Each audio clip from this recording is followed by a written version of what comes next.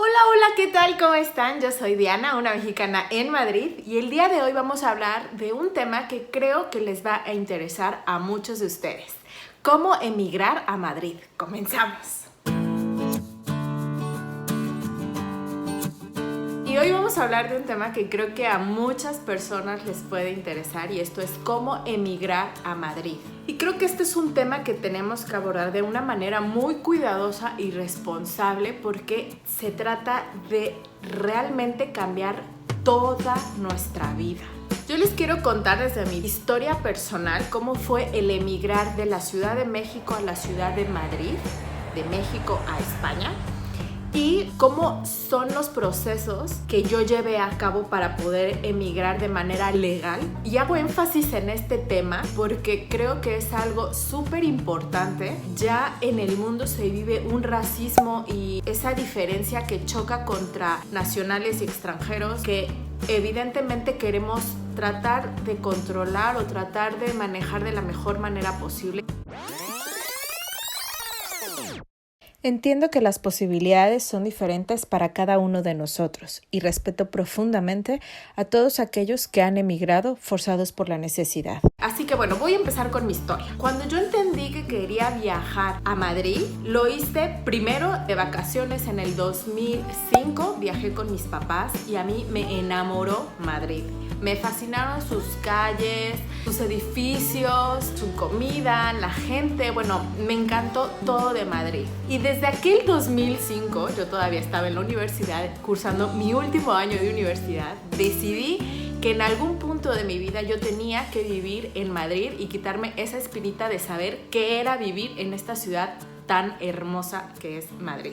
Pasó el tiempo y evidentemente me fue complicado porque tuve que regresar a México a terminar mi universidad, titularme y empezar a trabajar, porque yo tenía claro que yo no me quería venir ilegalmente y estar huyendo de la sociedad y estar preocupada. Yo quería venir en un momento en el que las cosas se abrieran para mí y que de cierta manera yo estuviera preparada para hacer frente a cualquier problema que me pudiera pasar en Madrid estando sola. Pasaron casi 10 años para que yo volviera de vacaciones otra vez a Madrid, porque yo seguía durante todo ese tiempo obsesionada con Madrid.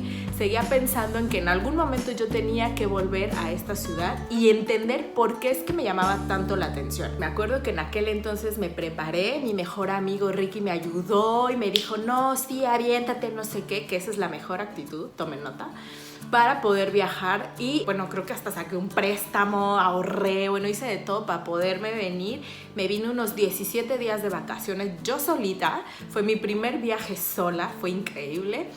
Y la verdad es que lo pasé bomba. Me hospedé en un hostal con unas vistas preciosas que les voy a dejar el link si lo quieren revisar. Y la verdad es que yo venía en una actitud de entender qué era lo que me llamaba a venir aquí.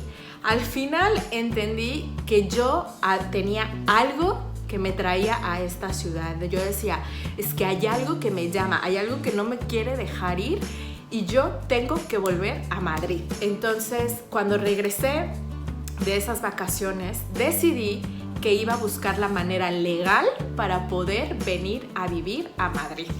Y al final lo conseguí así. Uno de los primeros puntos que hay que hacer cuando tienes claro a dónde te quieres ir a vivir es investigar. Mucha investigación, sobre todo del tema legal y económico. Y esto es, cuando yo volví a México y tenía clara la idea de que Madrid era la ciudad a la que yo quería ir, empecé a investigar las mejores o más fáciles maneras legales de poder viajar a Madrid. De esta manera encontré con que hay diferentes formas para llegar a Madrid, y esto es como estudiante, con trabajo legal, también por reagrupación familiar. Esto es, si tú tienes un familiar español viviendo en España o un familiar ya con residencia o con nacionalidad española viviendo en España y que dependas económicamente de este familiar. Y la otra era por asilo político y otros temas. Así que me decidí solamente a engancharme en ser estudiante o conseguir un trabajo. Entonces me metí a varias páginas para ver cuáles eran las propuestas laborales empecé a mandar currículums, LinkedIn, me empecé a buscar muchas empresas españolas, empecé a buscar trabajos y todo. Y aunque, créanme, mandé muchos correos, nadie me contactó. Y no me desanimé porque en algún momento yo entendí que era porque yo no vivía en Madrid, vivía en México. Entonces, evidentemente, es más complicado que contraten a una persona que estudia, que vive y que radica en México. Entonces dije, esto no me va a desanimar, vamos a seguir con el segundo plan, y es el plan B, y esto es irnos a estudiar. Entonces al final evalué esta segunda opción y dije, pues creo que es de la mejor opción, porque al final puedo irme a estudiar un máster, y si al final no me quedo en Madrid, al menos ya estuve todo un año o lo que durara el máster viviendo en Madrid, y ya me quité esa cosquillita y ya tengo esa experiencia. Es un gana-ganar, porque al final regreso a México y regreso con un máster europeo que me puede abrir mucho más fácil las puertas en mi país. Así que dije, esa es la opción, vamos a por ello. Entonces me apliqué y me puse a investigar universidades, el tipo de maestrías o másters que se llevan a cabo en esas universidades, los costos, dónde vivir, la visa para estudiante, qué es lo que te piden, los requisitos, etcétera, etcétera. Entonces, como les digo, el primer paso siempre va a ser investigar. Genera un plan de acción, genera diferentes planes, porque al final pueden haber cosas en un plan que no funcionen y te frustren ese plan, pero siempre hay un plan B. Una vez que yo ya tenía claro a qué universidad me iba a ir y qué maestría iba yo a estudiar, tenía yo que empezar a ahorrar, porque aún y cuando yo vine a estudiar a una universidad pública, que es la Universidad Complutense de Madrid, que de hecho tiene muy buen renombre a nivel internacional, yo tenía que pagar una tarifa de todas maneras por una maestría, por un máster que duraba un año. El máster era de, como ustedes ya lo saben en otro video, Marketing Digital, Social Media y Community Management. A mí me llamó muchísimo la atención porque en aquel entonces, le estoy hablando de 2015, en México no había un máster como tal de Social Media y Community Management. Duraban 2 años, costaban muy caros, y al menos en Madrid encontré por un año solo, cosa que me ayudaba porque yo ya pues tenía una edad en la que no me podía dar el gusto de perder mucho tiempo, y de cierta manera era solo el máster económicamente barato en comparación a pagar 2 años de maestría en México. Así que por ahí dije, esto está chido lido. O sea, al final dije, esta opción es muy buena. Después de encontrar este máster, ay, yo me emociono, vean, me arreglo la greña. Después de encontrar el máster, empecé a contactar con la universidad. En este punto tienes que estar como a 2 bandos, ¿no? Por un lado tienes que contactar a la universidad, porque la universidad evidentemente te tiene que pasar el plan de estudios, lo tienes que evaluar si realmente te llama la atención o no, tienes que hacer una entrevista o a lo mejor un examen, tienes que apostillar todos tus documentos, en fin, es un proceso en donde la universidad te tiene que guiar para saber qué documentación necesitan, qué procesos vas a tener que pasar, porque la universidad te tiene que invitar, en teoría, te tiene que dar una carta de aceptación, también sus planes de pago, su financiamiento, etcétera, etcétera, etcétera. Por el otro lado, el otro bando, por así decirlo, es el tema migratorio, es el tema de la visa. Entonces tienes que contactar también con la Embajada de España en México para saber cuáles son los requisitos para poder obtener la visa de estudiante. Ojo, si vienes de estudios por solo 6 meses, solo requieres un permiso, aún así lo tienes que sacar vía embajada. Si vienes por un año o más a estudiar, necesitas ya un visado, y esto también se saca en la embajada.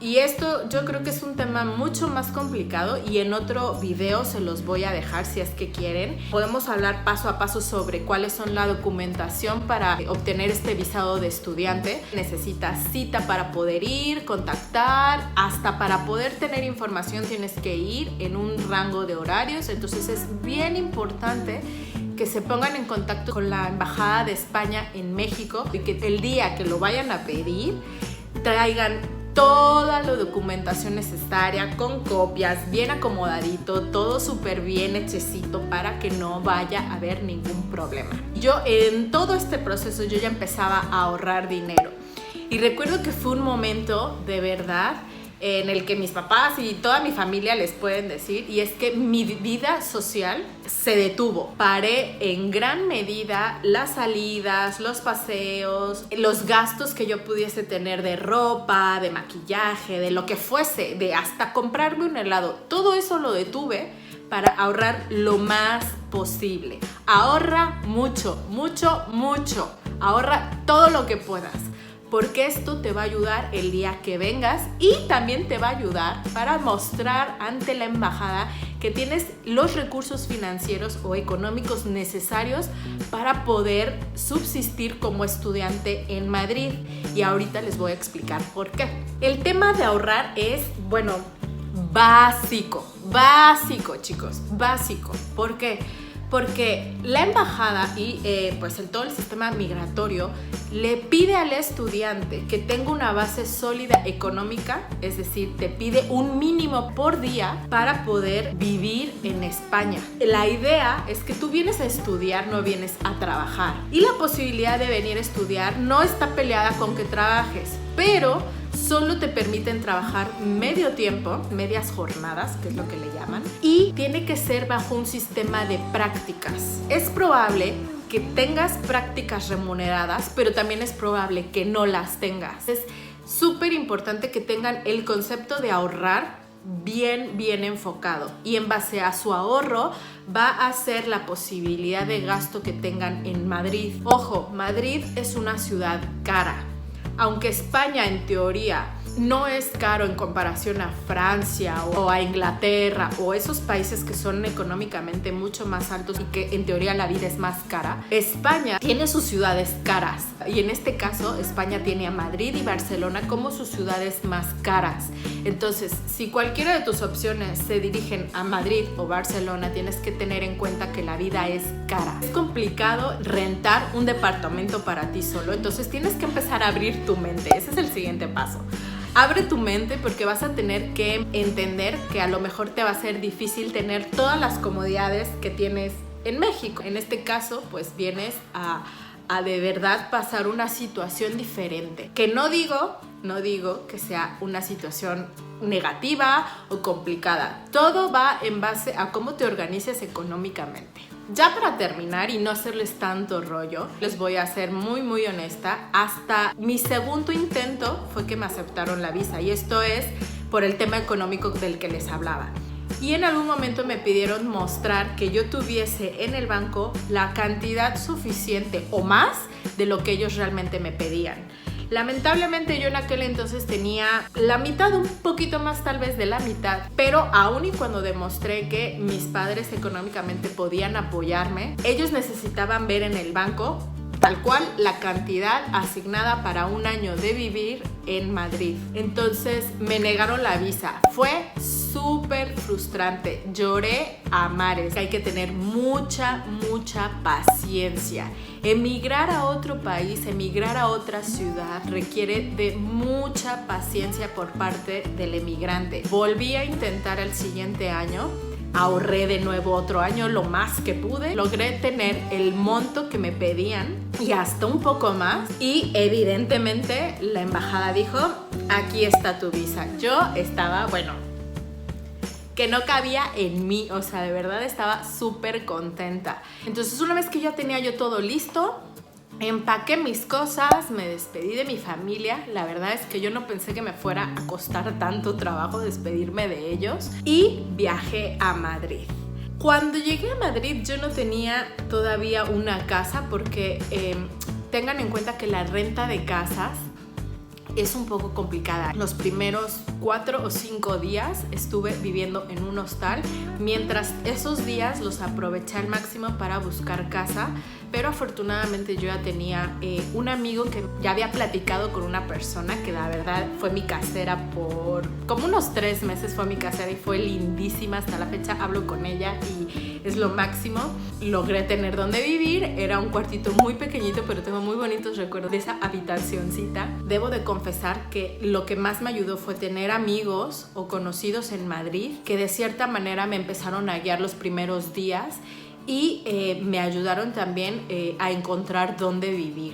Así que ya saben, tengan mucha paciencia, ahorren mucho, investiguen, prepárense, contacten, tengan su tiempo, llévense todo con calma y vengan con una actitud positiva. Y sobre todo recuerden, el emigrante está en constante aprendizaje todo el tiempo porque al final está viviendo una experiencia completamente diferente a lo que fue su vida pasada. Así que nada, yo con esto me despido, espero haber sido de mucha ayuda y de haberles abierto un poquito más el panorama de lo que es emigrar a una ciudad o un país diferente. Si tienen alguna duda, sugerencia o comentario, no olviden dejármelo aquí abajo en la cajita de comentarios. Les voy a dejar mucha información en la cajita de descripciones y si tienen alguna otra duda pueden también contactarme vía Facebook o vía Instagram, que yo ahí siempre voy a estar al pendiente de ustedes. No olviden suscribirse, les mando un beso muy fuerte y nos vemos en la próxima. ¡Chao! ¡Órale, mi amor! No, bueno. ¿Todavía te vas a cortar más, Podi? Diferente. Bueno. Es manera incorrecta. Ya estoy diciendo pura tontería. ¡Ay, qué calor! Me está